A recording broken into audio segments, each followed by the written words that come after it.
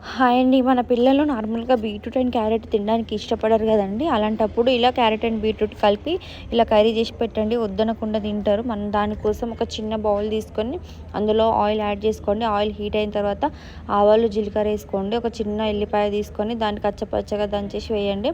మంచిగా వేగిన తర్వాత మిర్చి యాడ్ చేసుకోండి. 2, 3 అయితే సరిపోతాయి. ఎందుకంటే పిల్లలు కారం ఎక్కువ తినరు కాబట్టి లైట్‌గానే మిర్చి యాడ్ చేసుకోండి. దాని తర్వాత కరివేపాకు కూడా యాడ్ చేసుకోండి. కరివేపాకు యాడ్ చేసుకోవడం వల్ల ఫ్లేవర్ అనేది చాలా బాగుంటుంది.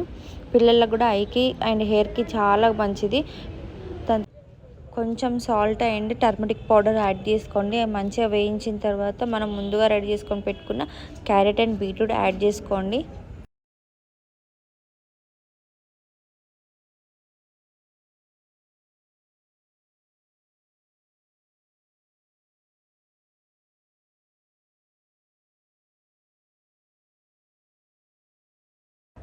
క్యారెట్ అండ్ బీట్రూట్ మెత్తబడ్డ తర్వాత కొంచెం చిల్లీ పౌడర్ యాడ్ చేసుకోండి. కలిపి మెత్తబడ్డ తర్వాత కొరియాండర్ వేసుకొని పిల్లలకు పెడితే వద్దనకుండా తినేస్తారు.